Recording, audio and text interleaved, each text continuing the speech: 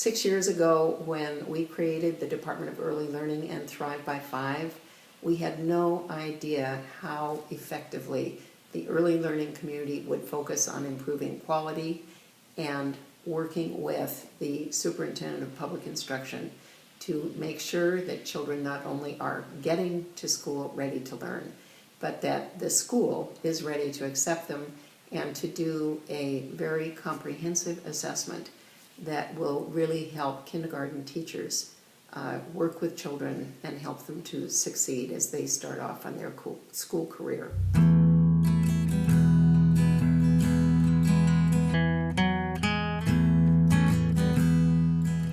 We really made the commitment to all kids, and we meant all kids. It means that we can't fix things for all kids until we're really focused in on the kids who have been most left behind.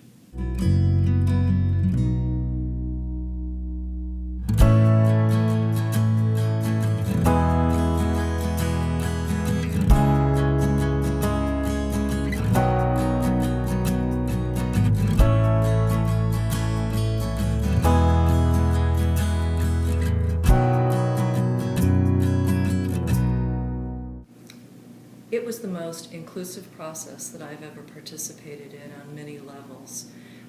Voices from our community, which I live in a tribal community and work in a tribal community, the time was taken to really hear across large tables of people and small tables of people, and then get input at the end from communities and families. And tribal leadership was a part of that also. I'm very proud because within the plan, our tribal leader, Jeremy Sullivan, actually quoted how he felt a part of this and that it's all of our children together in the state, and we want to do what's best for them.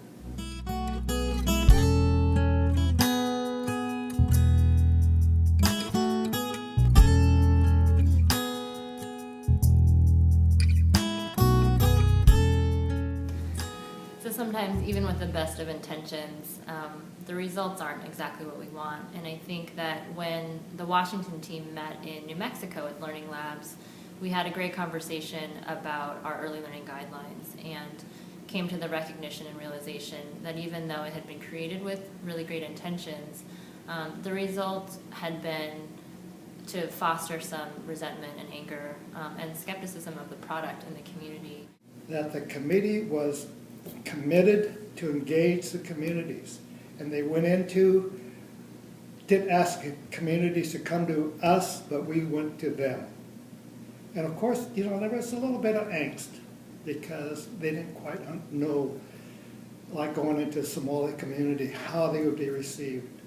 But after doing this time and time again to different communities, they began to realize that these people were committed for the education of their children and their well-being.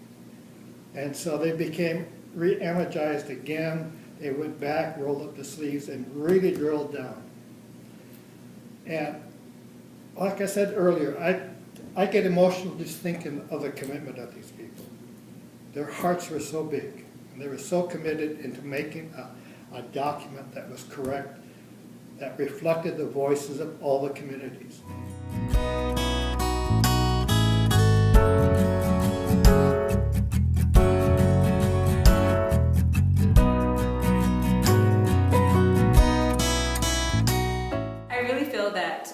My input was highly valued in development of the Love Talk Play campaign, the kindergarten assessment for our state, and also in developing the early learning plan. And it was done as a result of the strong partnership that state leaders have with local communities. So that was very valuable for me to have input as a community member, and also to learn how systems work at the state level and how that impacts our community level work. And if we continue, hopefully, to build on that strong partnership and to expand it as we continue the work in early learning, I feel that that's going to be so strong and will help us to promote early learning in a big way and help us to achieve higher gains for children and families in our state.